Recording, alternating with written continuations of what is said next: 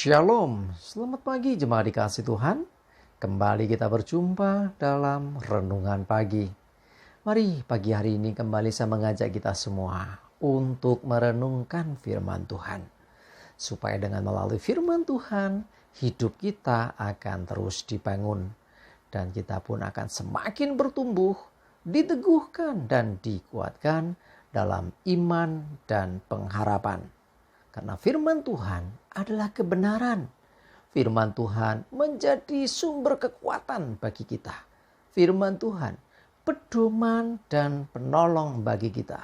Bahkan firman Tuhan jugalah yang akan terus menuntun kita dan menerangi setiap langkah hidup kita. Mari jemaat dikasih Tuhan, sebelum kita merenungkan firman Tuhan pagi hari ini, kita akan berdoa terlebih dahulu. Bapa di surga, kembali kami datang ke hadirat-Mu.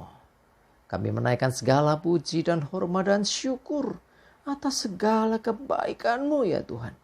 Atas begitu besar kasih setia-Mu, begitu besar rahmat dan anugerah-Mu, berkat dan kemurahan-Mu, perlindungan-Mu ya Tuhan, penyertaan, pertolongan, dan bahkan juga pemeliharaan-Mu atas seluruh hidup kami.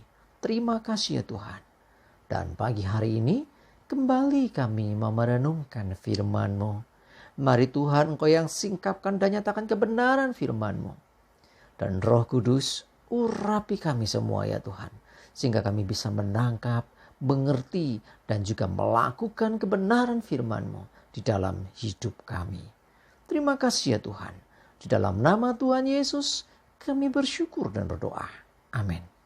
Mari jemaat dikasih Tuhan, kita sama-sama buka Alkitab kita.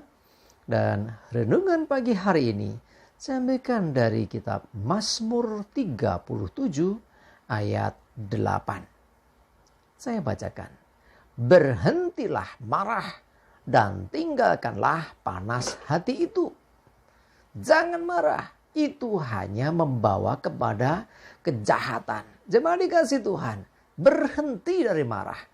Kenapa? Karena marah itu seringkali membuat orang lepas kontrol, kehilangan kendali diri.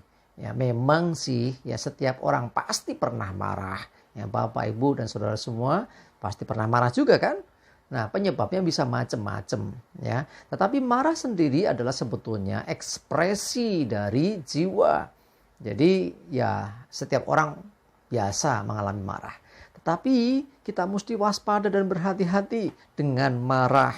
Ya, karena kalau kita tidak segera bisa menguasai diri dan terus ada dalam kemarahan, itu tidak baik bagi hidup kita. Karena orang yang marah seringkali tidak berpikir dengan jernih. Ya, ada juga istilahnya pemarah. Bedanya apa? Kalau marah itu sekali waktu karena ada alasan. Bisa karena kecewa, bisa karena ya istilahnya harapannya nggak tercapai, bisa juga karena jengkel dengan orang atau apa aja lah ya. Apa yang dilakukan nggak seperti semestinya, itu bisa bikin orang marah ya. Tetapi kalau pemarah, itu lebih beda lagi. Pemarah orang yang sering marah. Jadi dikit-dikit marah ya. Jadi itu hati-hati ya. Ini dua hal yang memang sedikit berbeda. Pemarah itu orangnya yang seringkali juga lepas kontrol, sedangkan marah itu adalah reaksi jiwa. Tetapi perhatikan, jangan sampai marah itu terus melekat dalam diri kita. Ingat, marah bisa membawa seseorang untuk melakukan kejahatan. Contoh di Alkitab, ya, ada Kain. Ya, dikatakan bahwa Kain ditegur sama Tuhan waktu dia kecewa. Ya, persembahan dari Habel diindahkan atau diterima Tuhan, sementara persembahan Kain tidak diindahkan Tuhan. Akhirnya Kain marah, ya, panas hati, ya, ditegur sama Tuhan, ya, supaya jangan sampai itu dikuasai panas hati, tinggalkan panas hati. Kalau enggak, ya, itu bisa membuat orang berbuat dosa. Nah, kita tahu kisahnya, ternyata Kain tetap saja tidak bisa lepas dari marahnya itu, sehingga akhirnya betul dia berbuat dosa, dia bunuh adiknya sendiri. Jemaat dikasih Tuhan, hati-hati dengan marah. Memang sekali lagi kita pernah marah, bahkan kadang karena alasan tertentu kita bisa marah. Tetapi kalau engkau marah, jangan sampai berbuat dosa. Kalau engkau marah, biarlah engkau tetap dalam pengendalian dan penguasaan diri. Ya, hati-hati ya. Berhentilah marah dan tinggalkan panas hati itu. Jangan marah, pesan firman Tuhan. Itu hanya membawa kepada kejahatan. Ya, marah yang tidak segera bisa dipadamkan. Wah, kayak api ya. Api amarah yang terus membakar di seseorang. Tidak bisa dikendalikan, tidak bisa dipadamkan. Itu akan membawa orang itu untuk melakukan kejahatan. Ya, orang yang marah cenderung berbuat anarkis. Orang yang marah cenderung untuk berbuat jahat. Orang yang amarah cenderung berbuat dosa. Karena itu jangan biarkan marah itu tinggal dalam dirimu. Bagaimana kalau menghadapi situasi seperti yang tidak diharapkan? Ya, marah boleh asal sekali lagi dalam penguasaan diri dan jangan berbuat dosa. Kalau kita marah sesaat saja, ya karena ekspresi jiwa, sekali lagi kita masih punya jiwa ya. Yang nggak munafik ya, setiap orang pasti pernah marah karena dikecewakan, karena ya keadaan terjadi nggak seperti yang diharapkan dan sebagainya, apapun alasannya itu. Tetapi sekali lagi saya mengingatkan, seperti kata firman Tuhan ini, tinggalkan panas hati itu. Jangan terus-terusan ya marah itu menguasai diri kita. Ya, biarlah itu sesaat, oke. Lalu setelah menyadari, kuasai diri. Ya, habis itu minta ampun sama Tuhan, Tuhan ampuni supaya amarah nggak terus tinggal dalam diri kita.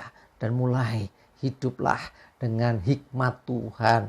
Ya, kalau orang yang marah nggak bisa pakai hikmat Tuhan, dia akan cenderung untuk melampiaskan amarahnya sehingga terjadi kekacauan, yang terjadi kerusakan, yang terjadi bukan penyelesaian masalah, tapi bisa jadi malah masalah baru muncul.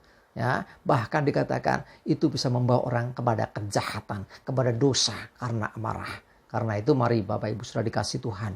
Kalau gemarah jangan sampai berbuat dosa. Kalau ada amarah terus jangan biarkan tinggal dalam hatimu. Ya, mulai ya kuasai diri. Mulai minta kekuatan dari Tuhan supaya tidak marah. Ya, cara mengatasi kemarahan salah satunya belajar bersyukur kepada Tuhan. Cara mengatasi kemarahan jangan mencoba mengampuni orang, mendoakan orang ya yang mungkin mengecewakan kita.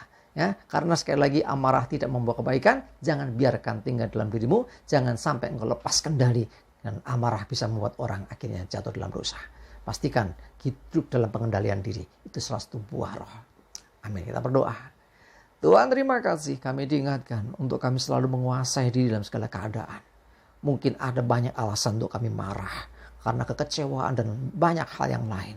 Tetapi hari ini kami diingatkan untuk kami berhati-hati, untuk kami tidak tinggal dalam kemarahan, tidak dikuasai kemarahan. Karena marah dan panas hati bisa membawa kami dalam kejahatan dan dosa. Ampuni kami Tuhan, kadang-kadang lepas kontrol ketika marah. Tapi hari ini Tuhan, biarlah Roh Kudus yang kontrol hidup kami, pegang kendali atas hidup kami. Sehingga ketika ada kekecewaan, ada hal yang membuat kami marah, kami tetap dalam pengendalian diri dan kami bisa memadamkan roh itu. Dan kami mengampuni, bahkan kami memberkati mungkin orang-orang yang membuat kami marah. Terima kasih ya Tuhan, kami serahkan seluruh hidup kami, mohon pimpinan penyertaan-Mu. Jauhkan celaka mara bahaya, damai sejahtera, berkat Tuhan menyertai kami semua. Dalam nama Tuhan Yesus kami berdoa dan bersyukur. Amin.